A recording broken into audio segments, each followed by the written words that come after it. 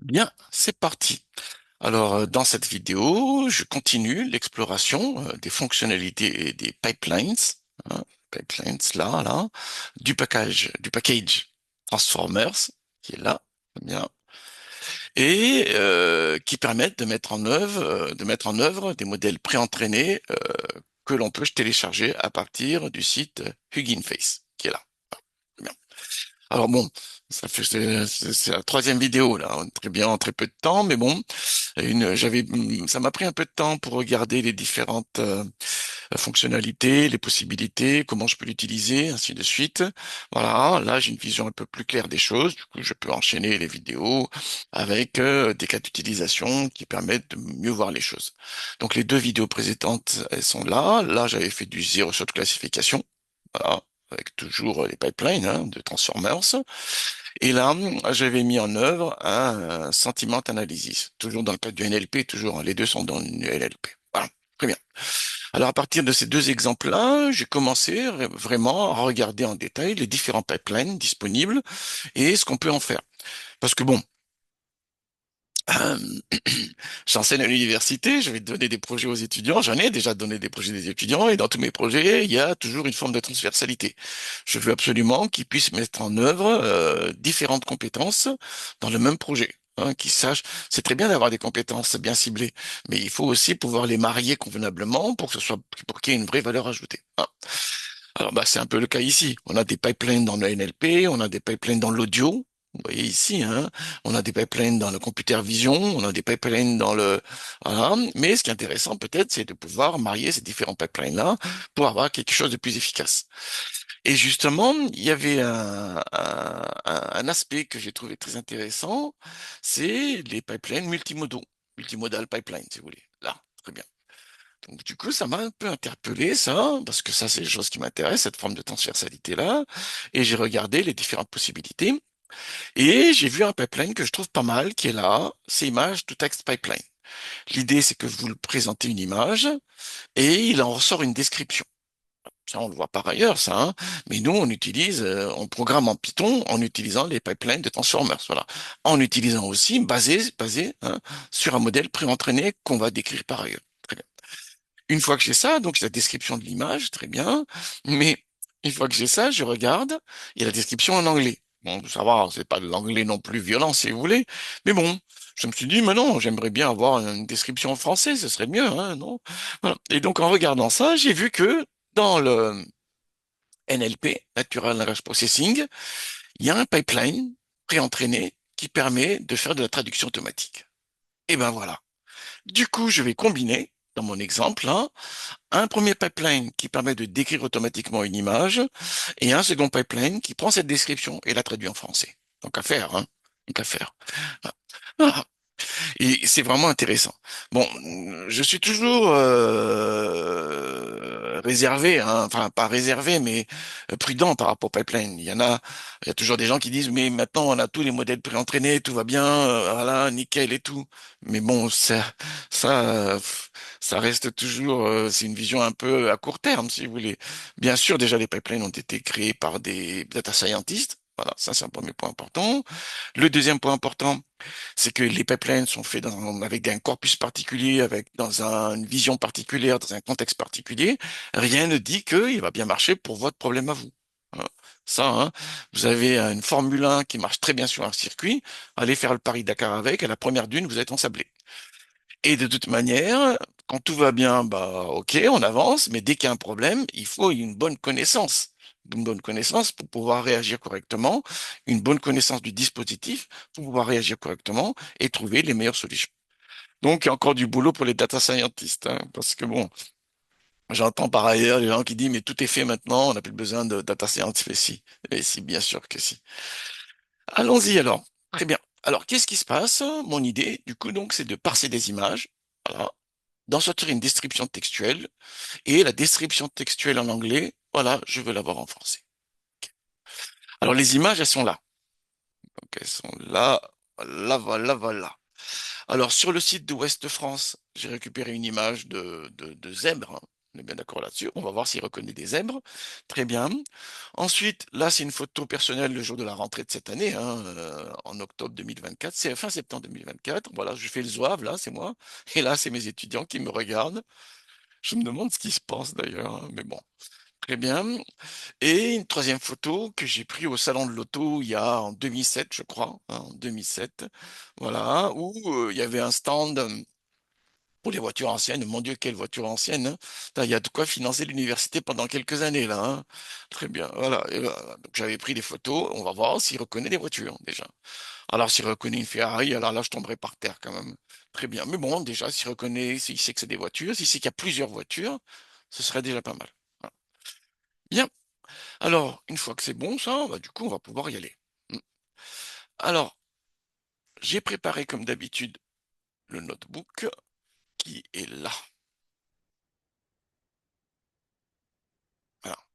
Bon, comme d'habitude également, hein, Transformers, j'en avais parlé à plusieurs reprises. Je suis allé sur le site, j'ai lu en détail la documentation. Il est basé sur différents moteurs possibles de deep learning, hein, des moteurs de deep learning.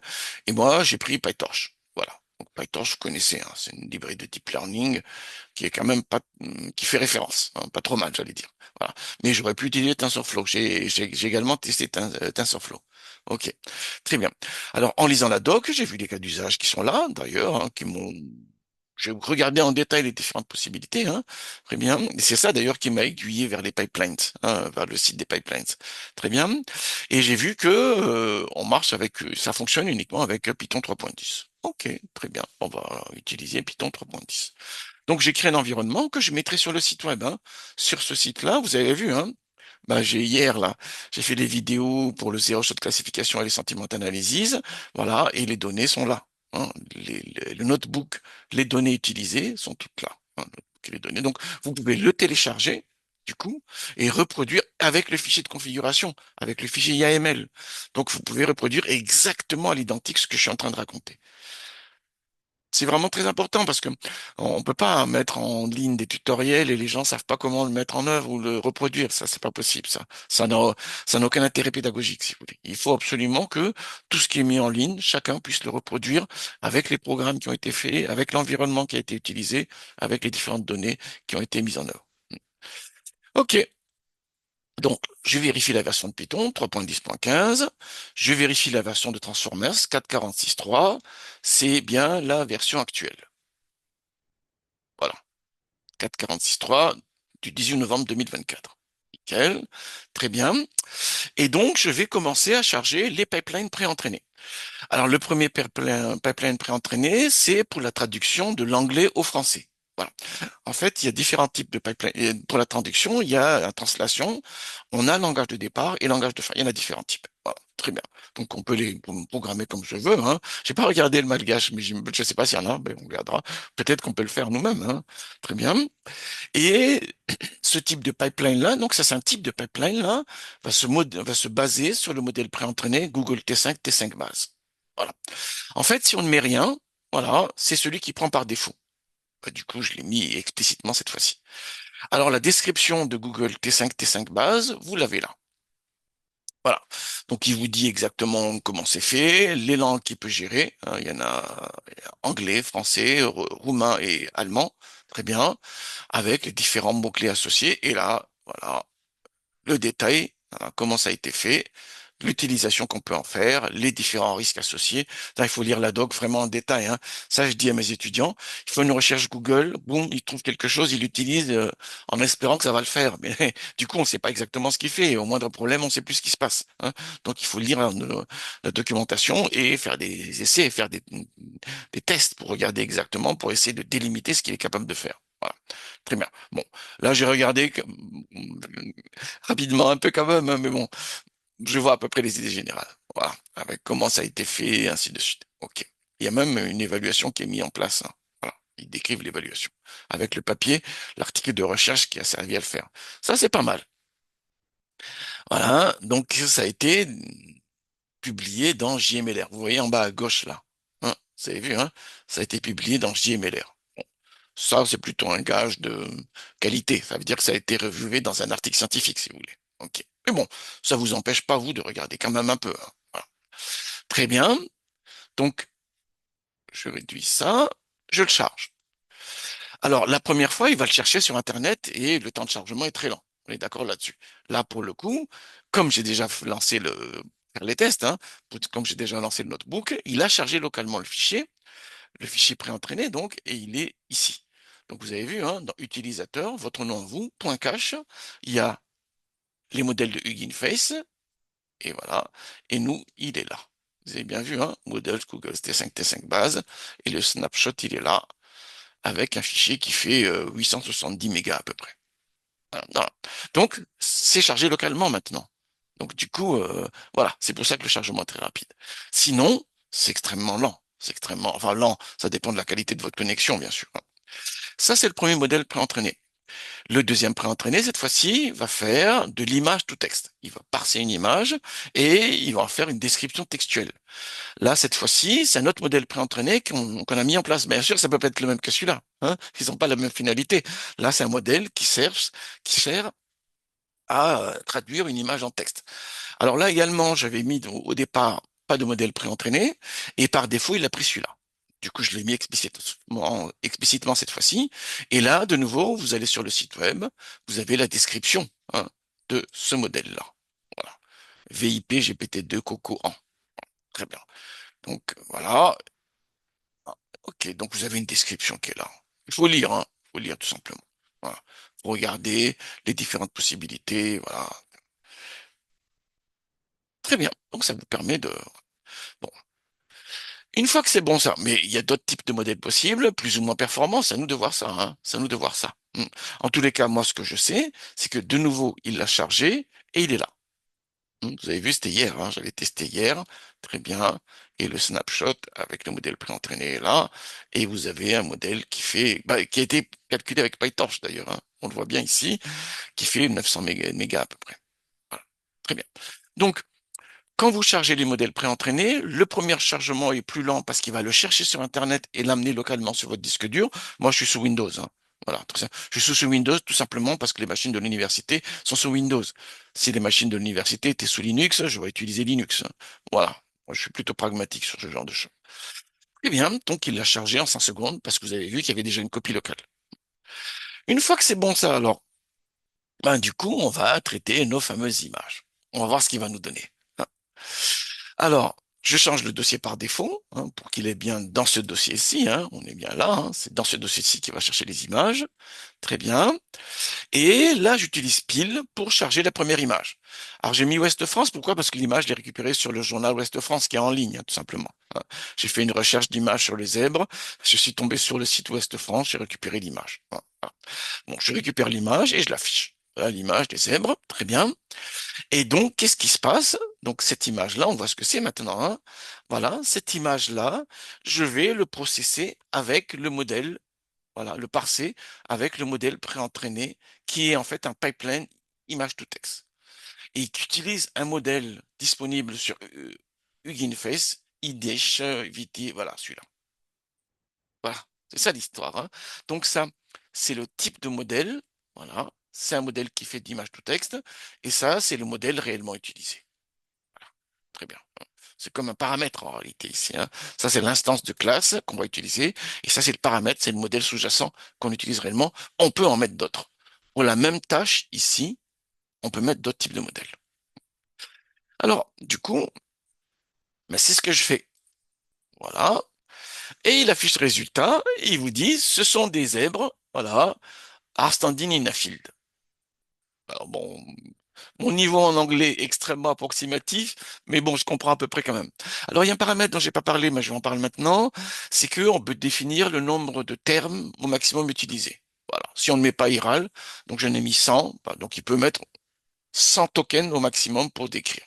Là, finalement, il utilise très peu, hein, 1, 2, 3, 4, 5, 6. Voilà.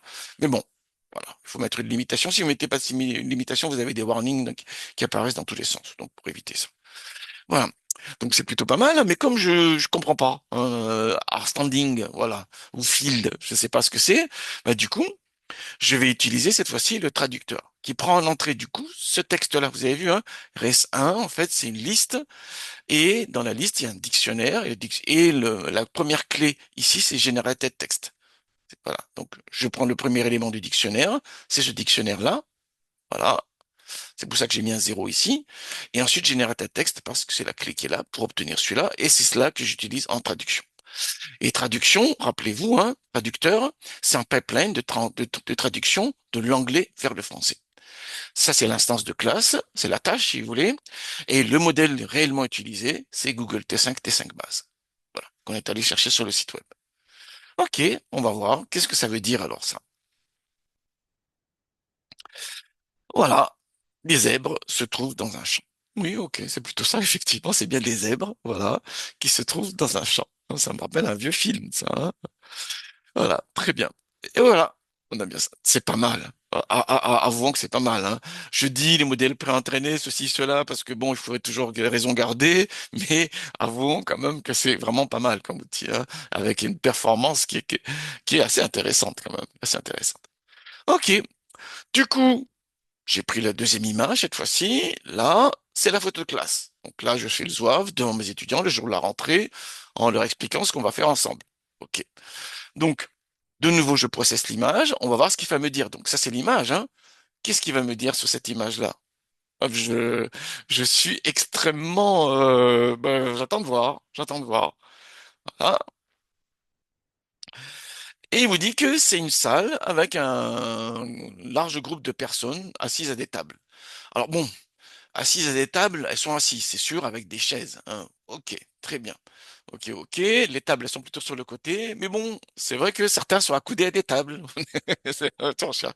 Mais bon, on voit quand même qu'il y a un groupe de personnes assises. Ça, c'est vrai. Ça, c'est vrai. Voilà. Alors, du coup, on va voir comment il traduit ce texte-là en français. Voilà.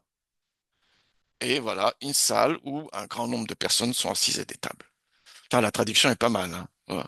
Alors bon, je suis pas non plus, bon, pas besoin d'être prix Nobel pour traduire ça, mais quand même, c'est plutôt à propos là, hein, c'est plutôt à propos. Voilà. Alors, prenons la dernière image du sous, du coup, c'est les images que j'avais prises au salon de l'auto en 2007. Voilà, donc il y avait un stand de voitures anciennes. Je suis plus resté plus longtemps au stand des voitures anciennes qu'au stand des autres stands, si vous voulez, hein. Mais bon. Donc là, j'ai essayé de trouver des photos qui sont sympas. Et celles-là me paraissent pas mal, hein. Voilà, on voit bien les voitures là. Voilà, voilà, la bleue là, mon Dieu. Ah, très bien.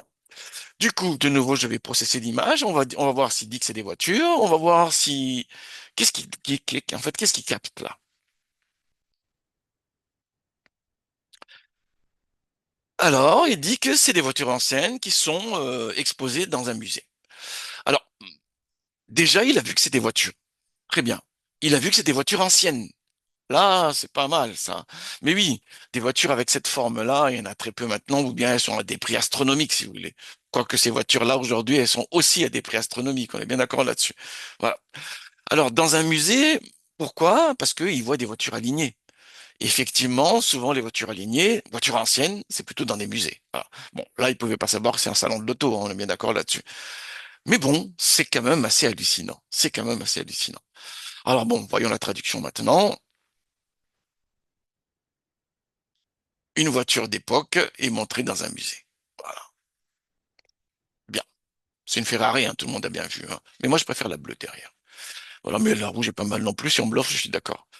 Très bien. Donc, on voit bien, hein, que c'est vraiment assez intéressant comme outil. Voilà. Qu'est-ce que je peux dire alors pour conclure? On a des modèles préentraînés. Voilà. Il ne tient qu'à nous de les utiliser, mais il faut les utiliser à bon escient. Voilà. Très bien. Donc ça, cette, ce préambule-là, enfin, je le dis tout le temps, mais il est vraiment important. Très bien. Mais une fois qu'on a mis toutes les précautions d'usage, voilà, on a quand même des outils assez performants, assez intéressants, qu'on peut utiliser et qu'on peut combiner. C'est ça qui est intéressant. Et moi, justement, dans ce petit tuto là, qui est un exercice de style, hein, j'ai combiné deux outils, deux pipelines pré-entraînés, hein, les modèles étant disponibles sur Hugging Face. Voilà, un premier pipeline qui prend une image et qui transforme et qui me fournit une description textuelle, mais en anglais. Et du coup, la description textuelle en anglais, voilà, je l'ai traduite en français. Et cette capacité à combiner au mieux les différents pipelines, c'est aussi un savoir-faire. C'est aussi un savoir-faire que les étudiants doivent acquérir. C'est très bien de savoir utiliser un pipeline, ok, avec toutes les questions d'usage, encore une fois, mais savoir utiliser, faire une chaîne complète de traitement avec différents intervenants que vous combinez de la manière la plus efficace possible, ça aussi, c'est un savoir-faire qu'il faut acquérir, et il faut aussi savoir bien programmer pour faire les bons enchaînements. Voilà, excellent travail à tous. J'ai des bonnes idées pour le projet, là, je vous le dis tout de suite.